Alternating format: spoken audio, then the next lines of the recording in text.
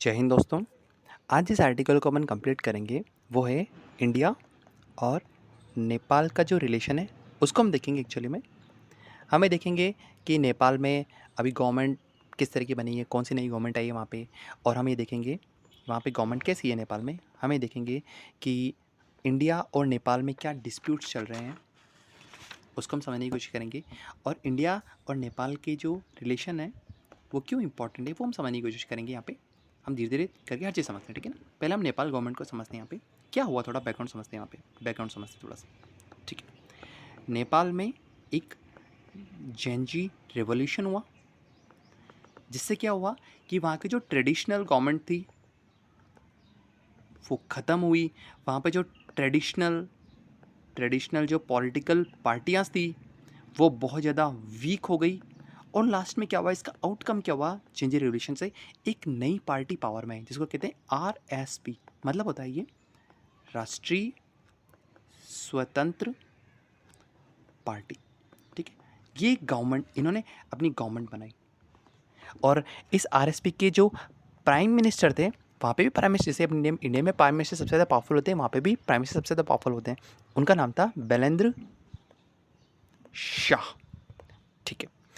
और ये जो अभी नई पार्टी बनी है ना, खास बात क्या है कि ये दुनिया में एक ऐसी पार्टी बनी है जो कि सबसे यंगेस्ट है। मतलब कि यहाँ पे इनकी जो 40% एमपी है ना, मेंबर ऑफ पार्लियामेंट है, उनकी एज लेस देन 40 ईयर्स है। 40 उम्र से कम है उनकी। इनके जो फॉर एग्जाम्पल अगर वहाँ पे 100 एमपीज़ हैं, उनमें से 40 एमपी ऐसे जो कि बिल्कुल यंग है। यंग मतलब उनकी एज 40 ईयर से भी कम है। ये तो बहुत अच्छी चीज़ है।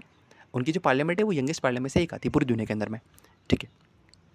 हम यहाँ देखते हैं कि ये बैलेंद्र शाह जो है यहाँ के एमपी है, ठीक है। जो बैलेंद्र शाह है वो हम सर एमपी है, वहाँ के पीएम है, वहाँ के प्राइम मिनिस्टर है। उनकी अप्रोच कैसी है, उन्होंने क्या अप्रोच अपनाई है ताकि वो अपने देश को आगे लेके जाएंगे। देखो ये हमें पढ़ना इसलिए ज़रूरत है ताकि है ना, हमें इंडिया और नेपाल का रिलेशन को मजबूत बनाना है, तो उससे पहले हमें तो जानना पड़ेगा ना वहाँ का प्रधानमंत्री सोचता कैसा, उसका पॉइंट ऑफ व्यू क्या, वो हम समझते हैं। इन्होंने कहा कि मैं 1 साल तक, 1 ईयर तक मैं 1 साल तक मैं फॉरेन ट्रिप करूँगा ही नहीं, ठीक है। पहले क्या होता था ना कि पहले जैसे ही नेपाल में कोई नया पीएम बनता था ना, वो इंडिया के विजिट पे आता ही था, ठीक है ना। ये हमारे तरह का एक तरह से कन्वेंशन बना हुआ था कि हमारे यहाँ का जो पीएम बनेगा तो वो वहाँ जाएगा, और वहाँ का कोई नया पीएम बनेगा तो वो इंडिया था, ठीक है। लेकिन इन्होंने क्या कहा था, 1 साल में फॉरेन ट्रिप करूँगा नहीं, इससे हमारा जो नेपाल के साथ में रिलेशन है वो धीरे धीरे वीक होगा।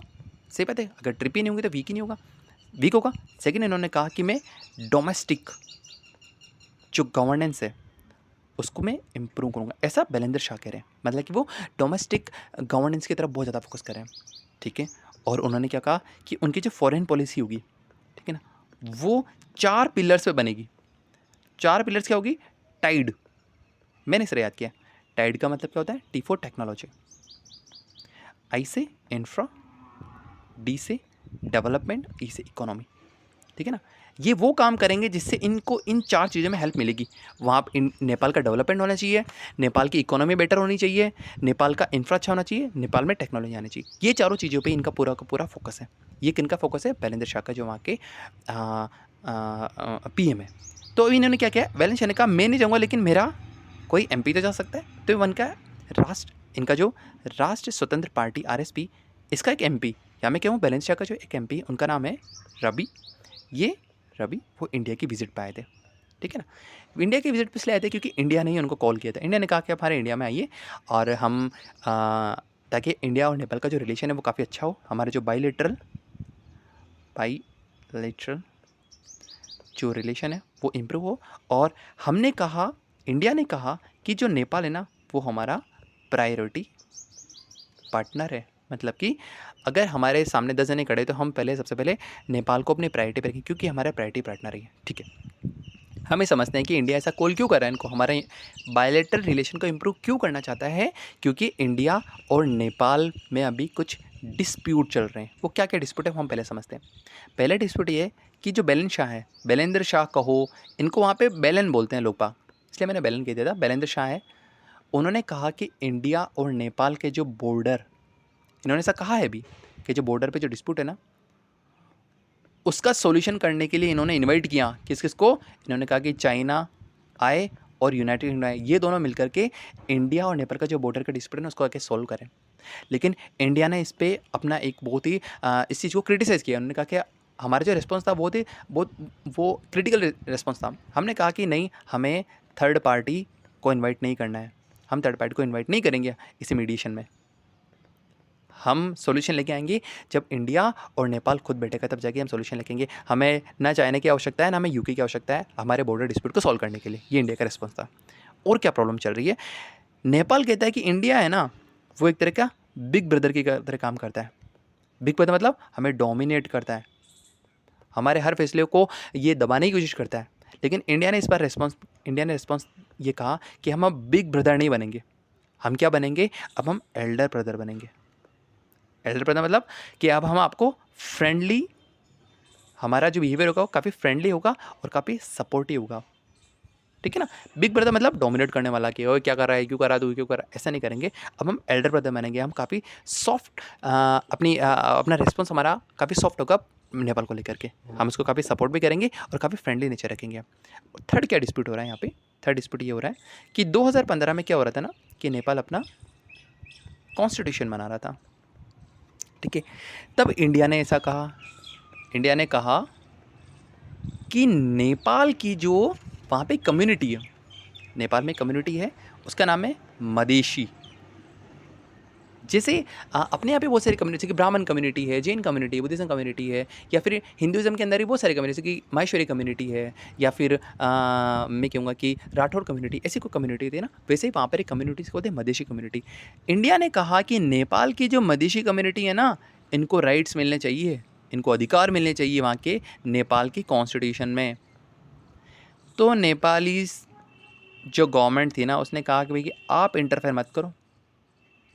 सही बात है, कोई भी नेशन जो कि सॉवरेन है वो नहीं चाहेगा कि उनके कॉन्स्टिट्यूशन बन रहा हो तो कोई आगे इंटरफेयर करे। हम भी नहीं चाहेंगे कि जब अपना 1947 में जब हमारे यहाँ पे 1948 में जब हमारे यहाँ कॉन्स्टिट्यूशन बनना स्टार्ट हुआ था, और तो हमारे यहाँ पे भी आके कोई लोग बाग आकर 1946 में, सॉरी, जब कॉन्स्टिट्यूशन असेंबली बनी थी, आई एम रियली सॉरी, 1946 में जब कॉन्स्टिट्यूशन असेंबली बनी थी, तब जब हमारे कॉन्स्टिट्यूशन बन रहा था, हम भी नहीं चाहते थे कि कोई आके हमें ये चीज़ को गाइड करे कि किस तरह बनाना, किस, हम हमारा बना लेंगे।